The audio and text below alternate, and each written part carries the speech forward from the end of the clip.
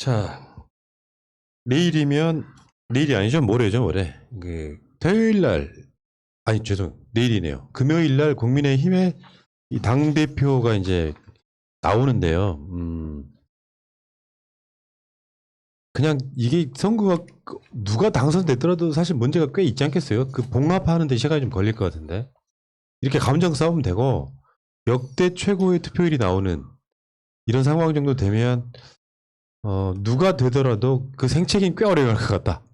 일단 그렇게 보시죠. 우리 쌈을 붙여야 되는데 생책이 안 생긴다고 더 싸우라고 되는 거 아니에요? 고품격 이간질 방송 새날입니다.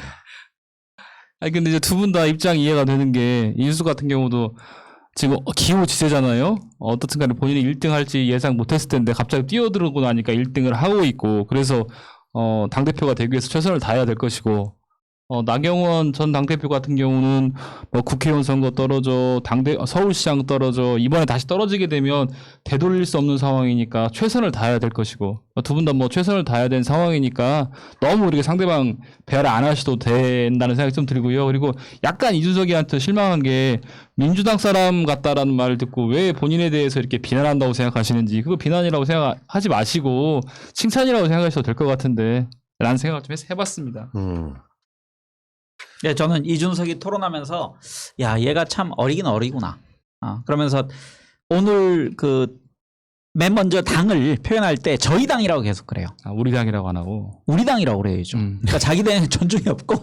그리고 하나 더 있어. 그럼 우리 방송에 나오는 가끔 패널들이 저희 나라라고 할 때 있어. 그럼 안 되죠. 엄청 빡치더라고. 그렇게 우리나라. 꼭 가르쳐줘야 돼요. 우리나라. 우리 당. 저희 당이라고 하는 거 보고 제 학습이 좀 안 됐구나. 그리고 오늘 송영기 대표가 김현정 뉴스쇼 나와서 했던 얘기 중에 재밌는 얘기가 불안전 판매라는 얘기를 했습니다. 정치인들의 불안전 판매. 그래서 저는 이준석의 지금 행태가 불안전 판매의 대표적인 예다. 그러니까 이게 뭐냐면은 본인이 정치적 지금까지 행보, 그리고 앞으로의 비전, 그리고 본인의 가지고 있는 도덕성, 이런 데 대한 충분한 소명 없이 그냥 상품으로만 인기가 있는 거예요.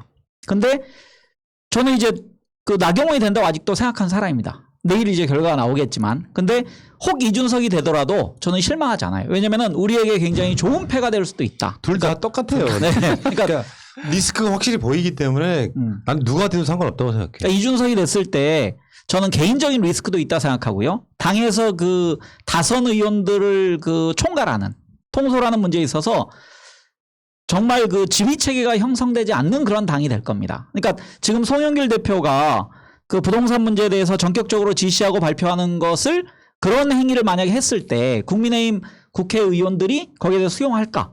저는 당이 근본적으로는 쪼개질 위험이 아주 크다. 그러니까 봉합되더라도 아주 상처가 많이 난 상태에서 대선을 치를 가능성이 크기 때문에 저는 불안전 판매 이준석에 의해서 상당히 당의 위험성이 지금 노출되고 있고, 여기에 대해서 반작용이 좀 일어나지 않을까 생각합니다. 그러니까 토론회 과정에서 보여줬던 게, 토론은 잘하는 것 같지만 지극히 싸가지 없다. 그렇죠. 그래서 이준석이 싸가지 없음이 노출된 것 자체가 아마 당에서 올해 당의 책임당원으로 있던 사람들이나 아니면 정치인들로부터 큰 반발을 사고 있다고 생각합니다.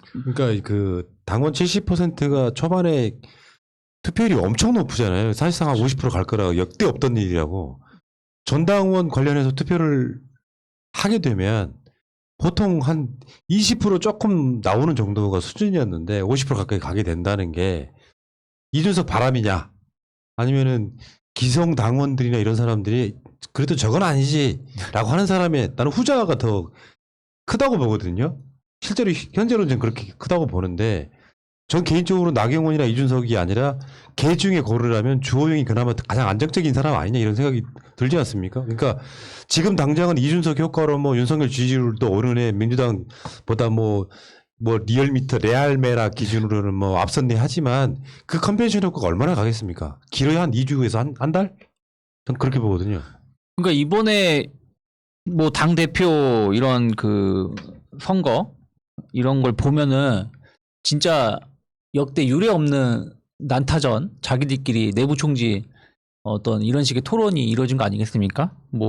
아까 말씀하신 것처럼 이준석을 민주당 사람이다 할 정도로 이게 폄하인지 모르겠지, 우리는 기분 나쁘지만 어쨌든 그런 말을 하고, 그러니까 이준석은 나경원한테 달창이라고 하셨다 이런 말도 하고, 서로 간에 어떤 과거의 약점을 가지고 계속 뭔가 들추고 있고 어떤 우리 민주당 같은 경우 당대표 경선했을 때 민주당이 어떻게 가야 할지 뭐 대선을 어떻게 치를지 혹은 뭐 앞으로의 자기가 어떻게 당을 운영할지에 대한 비전을 얘기했다라면 여기서는 뭐 서로 너는 못났고 나는 잘났어. 그리고 기승전 결국에는 윤석열 내가 윤석열하고 친해. 너보다. 뭐 이런 얘기들. 그러면서 계속 그런 식으로 이제 경선을 좀 해왔는데, 결국 이렇게 가면 결국엔 이준석이 조금 더 유리한 건 맞겠죠. 이런 토론의 내용만 본다라면, 어떻게 보면은 나경원이라든지 주호영이 좀 찌질해 보이는 것처럼 분위기가 가니까 아무리 이제 싸가지 없는 것처럼 보이지만 그런 부분들하고 오히려 연륜이 있거나 다선 의원들이 영선에 30대의 젊은 친구한테 이렇게까지 한다라는 찌질함이 더 좀 돋보이는 좀 그런 경선이었는데 저는 어찌됐든 저도 처음에는 나경원이 될 거라 생각 좀 했는데 나경원의 미모가 예전 같지 않더라고요. 가서 좀 할머니 모습이 좀 보이기도 하고 피부과가 또 안 통하는 나이가 그러니까요. 이번에 진짜 안 되시면은 변호사도 못 하실 텐데 걱정이 좀 많습니다. 더 악바리 같이 싸우셔야 됐어야 되는데 그러지 못한 게 아쉽고 이준석은 뭐 여론 조사가 그렇다고 하니까 가능성이 높은데 그러면 뭐 저는 오히려 더 땡큐다. 이준석이 됐을 때 아까 말씀하신 거 그전에도 말씀드렸지만 국민의힘 같은 경우는 진짜 한 달? 그 컨벤션 효과가 한 달 갈까요? 한 달도 못 갈 것 같은 분위기가 나오고 있지 않나 근데 생각합니다. 제가 봤을 때는 저쪽 세력들이 사실상 외곽에서 개입한 느낌이 나요. 그러니까 뭐냐면 평상시 없던 여론조사를 막 돌리면서 이준석이 나경원 등을 압도적으로 이긴 여론조사가 한 7개 나왔대. 이게 대세를 만들어버리거든요. 그러니까 사람들이라는 게 100%가 정치 고관여층이거나 정치 전문가가 아니에요. 그러니까 대세 쏠림 현상을 만들어내는데 그런 여론조사나 언론기관들이 개입한다는 느낌을 주는 거예요. 그래서 사실은 국민의힘은 이준석이 당대표가 돼야 될 정도로 심각하게 뒤집지 않으면 바뀌지 못하고 대선 실패한다라고 하는 누군가의 어떤 그 큰 그림, 빅피처 안에 들어있는 느낌이 분명히 든다는 거죠. 그런 뉘앙스는 분명히 있는 거죠. 저는 그렇게까지는 생각하지 못했고 그런 부분들을 말씀하시는 분들에게 저는 개인적으로 무슨 생각을 했었냐면 정치가 바라는 것을 되게 지금 많이 원하고 있구나. 사람들이 젊어져야 된다는 데서 공감하고 있거나 이런 걸 많이 느끼는데 제가 시골에 계시는 저희 이제 아버지 어머님을 뵀는데 시골에 계시는 그 70대 노인들도 이준석 얘기를 하고 있어요. 물론 TV에서 나와서 그렇게 했지만 그래서 좀 나이가 드신 분들은 누가 이렇게 바꾸기를 뒤에서 이렇게 뭐 조정하는 거 아니냐 이런 말씀을 하시는 분도 있지만 실질적으로는 제가 느끼는 느낌은 좀 젊어지기를 뭐 그 사람의 정체성이 젊은지 아닌지는 잘 모르겠지만 그런 게 좀 있는 것 같고 그다음에 아까 이제 투표율 50% 말씀하셨는데 저는 최근에 이제 그 SNS 위주로 이제 선거들이 많이 이루어지잖아요. 그러면서 젊은 사람들이 많이 관여하게 돼서 젊은 사람들의 일단은 참여율이 매우 높아졌을 것이다. 근데 플러스해서 이준석이 저러면 안 돼 하는 사람 저 이준석이 불안하니까 안 되겠다고 하는 사람도 투표율이 높아졌을 것이고 거기다가 골수 국민의힘 사람들도 적극적으로 참여를 하게 되니까 많이 높아졌을 것이다. 그래서 투표율이 높다고 그것이 꼭 이준석한테 유리한 것만은 아니다. 이런 생각을 좀 하고 있고요. 그다음에 아까 분당 가능성을 말씀하셨는데 잠깐만요. 네. 하나씩 짚고 갑시다. 세 개를 예. 넘어가니까 반박을 못 하겠네. 네. 혼자 마무리 하지 마시고요. 아니 마무리 안 합니다. 예. 그러니까 말하자면 네. 국민의힘의 소위 그 권리당원 책임당원이 한 30만 된대요. 네. 근데 최근에 이준석 바람으로 이준석 당선시키고자 하고 들어오는 사람들 그 사람들은 투표권이 없어요. 없죠. 그러니까 기존에 있던 사람들 굉장히 오랫동안 소위 말하면 권당이나 책당 했던 사람들이 거기에 개입하는 거라서 당원 투표에서는 저번에 여론조사를 보니까 컷오프 때 나경원 1위 했잖아요.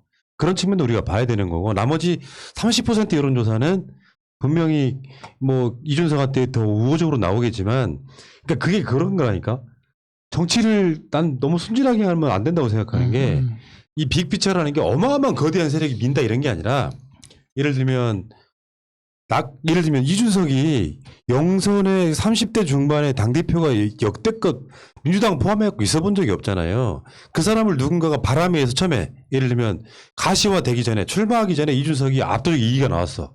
그럼 그 흐름을 받아들이고 이준석 띄우기로 하면서 스포트라이트를 나경원이 되거나 주호영이 되면 시선을 못 받잖아. 그러니까 자꾸 개입을 하게 되는 측면이 왜 여론조사에 뭐 문항 같은 거를 어느 정도 설계를 해가지고 이준석이 잘 나오게 만들고 그게 흐름을 만들고 또 여론조사를 하면 이준석이 잘 나오게 만드는 그 구조는 분명히 있을 거라고 보는 거죠. 그러니까 그런 구조가 충분히 있을 수 있는 게 처음부터 뭐라 그럴까 그 10명 예비 후보 처음 1차 컷오프 하기 전부터 처음엔 김웅이 먼저 떴어요. 이준석보다. 김웅이 먼저 떴고 그다음에 이준석이 같이 이제 쫓아오면서 완전히 그냥 대치기 하면서 떴는데 그 부분이 이제 말씀하신 여론조사의 결과도 있었고 그리고 이제 그 여론조사의 결과로 또 각 언론사별로 라디오든 이런 쪽에서 불러서 또 이제 인터뷰를 하잖아요. 그런 부분들이 계속 톱니바퀴 돌아가듯이 맞물러지면서 지금의 이준석의 눈덩어리가 커진 것이 아닌가 생각을 좀 하고 있습니다. 우리가 보궐선거 때 대피한 게 그 스킬에 당한 거예요. LH가 터졌다. 그렇죠. 어마어마하게 폭격을 해. 여론조사가 적게 나오기 시작했죠. 갑자기 며칠 상관에 박영선 후보가 뚝 떨어져 버리잖아요. 그것을 계속 확대 보도하면서 그 다음 여론조사는 더 떨어지고 하는 그 과정을 거치면서 맥없이 진 거거든요. 제가 그 이준석 현상을 보면서 생각한 게요. 언론으로 흥한 자 언론으로 망할 것이다. 그러니까 언론 플레이를 하면 그 지금 우리가 생각해 봐야 될 게 이준석의 본원적 가치가 과연 국회의원 100명 넘는 정당의 대표가 될 만한 자질이나 능력을 가지고 있는가. 그러니까 출발 자체가 이준석은 정말 특별 혜택을 받고서 정당에 들어온 사람이거든요. 그러니까 민주당에서 그 내세우는 이동학 그 청년 대표, 청년 최고위원하고는 본질적으로 다른 금수저를 물고서 정치권에 들어온 사람이고 그 성장 과정에서 본인은 이제 그걸 숨긴 채로 마치 본인이 흑수저 출신의 청년들을 대표하는 것처럼 말하고 주장했지만 그가 나중에 지금은 언론에 나와서 패널로서 주장하는 입장이지만 나중에 취재 대상이 됐을 때 그 사람이 가지고 있는 가치가 다 까발려지는 경우에 이 리스크가 얼마나 클지에 대해서 우리론 좋죠. 하지만 그쪽에서는 지금 여기에 대한 염려가 아주 큰 것 같고 그리고 방송에서 말할 때 뭐 억가라는 말 하면은 오이 새로운 용어고 젊은이들이 쓰는 용어니까 신선해 보이지만 나이 든 사람들은 저런 용어 쓴 거 보니까 좀 한심하다라는 생각을 한편으로 할 수 있는 거거든요. 그래서 이 문제는 그 영선이란 것 자체가 그러니까 아까 그 김웅이 먼저 뜨고 이준석은 나중에 떴다 그러는데 그 이준석은 선거 과정에서 굉장히 그 스팟라이트를 받긴 받았어요. 그러니까 서울시장 재보궐선거 과정에서 나중에 출마 선언을 나중에 했을 뿐이지 하지만 영선의 리스크는 아주 크다. 영원할 거라고 저는 생각합니다. 그러니까 이제 저는 이렇게 생각해요. 이준석 소위 말하면 현상이잖아요. 현상이 당선이 되면 현상인 거예요. 이런 상황에서 이제 제가 항상 드리는 말씀인데 예를 들면 이런 거야. 민주당이 180석이나 갖고 결국에는 분위기상 보면 이준석이 되면 우리가 질 거야 라고 하는 그런 염려들이 선거를 지게 만들어요. 그러니까 상대방이 만든 공포에 순응해버리는 거죠. 저는 그 과정에는 예를 들면 이런 거 있잖아. 내가 늘 요즘에 분개하는 것 중에 하나가 질 것 같으면 심판이 되고 그래서 계속해서 뭔가 아니 예를 들면 보궐선거를 우리가 이기는 방법이 있었습니까? 만약에 우리들까지도 보궐선거를 진다고 이야기했으면 더 깨졌겠지. 결국에는 진영을 심리적으로 선동해서 투표장에 끌고 나가는 역할을 하는 거야. 야 보궐선거 투표장 나가면 이깁니다라고 하는 말이 틀렸어요? 맞는 말이죠. 근데 그거를 비판하는 사람들이 심판지라는 거예요. 보궐선거 질 거라고 이야기했는데 이길 거라고 이야기했는데 왜 졌냐? 왜 거기서 심판지라고 있죠? 예를 들면 이준석 현상이 무서울 수는 있는데 이 자체가 이준석 자체에 어마어마한 리스크가 있기 때문에 결국엔 이게 이 동전의 양면 같은 거예요. 이준석이 정말로 바람을 일으켜가지고 당대표 돼서 당을 잘 끌고 가면 좋을 수 있겠지만 그 스타일상 우리가 뻔히 봐도 보이잖아. 솔직히 말하면 황 작가나 이덕춘 변호사나 유창희 평론가보다 못한 사람이에요. 제가 봤을 때는 리더십으로 봐도. 근데 그런 사람을 언론이 띄우고 그 언론에 띄우는 현상에 대해서 바라보면서 공포심을 느껴. 그러면 선거 못 이긴다니까요. 그거 아무것도 아니다라고 우리 스스로 우리 진영을 선동할 수 있어야 이기는 거지. 그러니까 나는 심판 보시는 분들을 극도로 싫어합니다. 그러니까 저도 좀 이제 그런 거 일환으로 민주당이 뭐라 그럴까요? 좀 뻔뻔함을 당당함으로 바꾸는 이런 국민의힘의 스킬을 좀 배울 필요가 있다 생각을 좀 하고 있어요. 무슨 얘기냐면 지금 우리가 이제 뭐 이렇게 말하잖아요. 보수의 꼴통이다 이준석을. 그래서 이준석은 부끄러워해야 한다 하지만 지금 국민의힘에서는 당당하게 개혁의 아이콘으로 좀 포장하고 있고 태용호 18억 6천만 원 정도 재산 그 몇 년 사이에 형성한 것을 우리 김호수 후보자가 월 2천만 원인가 엄청난 월급 벌었다 뭐 월급이다 이거는 뭐 말이 되냐 이런 식으로 국민의힘에서 깠는데 엄밀히 따지면 거기 태용호는 몇 년 사이에 18억을 벌면서 뭐 자본주의에 뭐 이런 거 얘기를 했었고 뭐 조호영은 23억을 부동산 투자의 기재로 여기고 곽상도가 서울시장 투표 인증을 한 것을 투표 장려 운동을 이렇게 뻔뻔함에 이렇게 내세우고 있잖아요. 뻔뻔함 당당함으로. 그래서 우리도 조금은 뻔뻔하지 않은 뜻이 아니라 좀 자신 있는 거는 당당하게 그리고 상대방 공격할 때는 정말 공격적으로 치고 나가는 모습이 좀 필요하지 않을까. 그래야지 집토끼를 잡고 또 중도를 집토끼가 또 끌고 갈 수 있는 어떤 역할을 할 수 있다 생각하고 있습니다. 그러니까 이준석 대표되면 전 세 가지만 나중에 좀 우리가 공격하면 될 것 같습니다. 그러니까 병역 문제, 그러니까 산업 특례를 받은 그리고 그걸 하기 위해서 그 벤처기업, 저는 그 벤처기업이 가라 벤처기업, 즉 가짜 벤처기업이라고 생각하거든요. 그다음에 세 번째는 4년 만에 하버드에서 본인이 컴퓨터공학과 경제학의 그 학위를 받았다고 그러는데 저는 이 부분도 저는 신뢰하지 않고 검증할 필요가 있다고 생각합니다. 나중에. 이제 역대급 코미디는 하태경의 대선 출마일 것 같은데. 다 하자.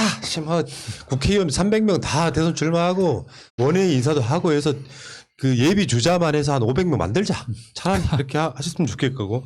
이야기는 여기까지 하겠습니다. 어쨌건 국민의힘의 당대표가 누가 되든 우리는 그 베스트가 없는 당대표예요. 누가 뽑히더라도. 야, 잘 뽑았다. 그나마 걔 중에 내가 봤을 땐 주호영이 조금 더 낫다. 안정감 차원에서는.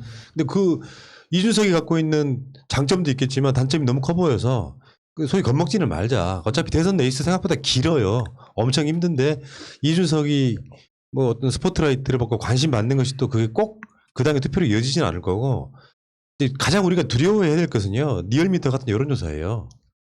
국민의힘 40% 넘어 그리고 민주당은 27% 이렇게 나와 이렇게 벌려버리는 거 있잖아요. 여기에 대해서 그냥 그 흐름을 만들지 말자고 계속 다른 여론조사 언급하고 하면서 그걸 막아서보려고 노력하는 거거든요. 우린 점쟁이가 아닙니다. 문재인 대통령 대선, 그 다음에 지방선거, 다음에 총선 너무 쉽게 이겼기 때문에 보궐선거 한번 이기고 나서 왜 그걸 이긴다고 했으면서 못 맞췄냐, 부독 빼자 이런 불편한 얘기 하시는 분들이 세상에 제일 나빠요. 서로 격려하고 더 잘해보자라는 게 있어야 되는데 우리가 점쟁이가 아니잖아요. 그걸 어떻게 맞추냐. 그리고 여론조사 봤더니 민주당이 서울과 부산에 질 것 같아. 진다니까라고 거기에 받아들이는 게 무슨 진영방송이에요. 일단 여기까지 하겠습니다. 이준석이 뽑히든 나경원 뽑히든 한번 지켜보시자고요.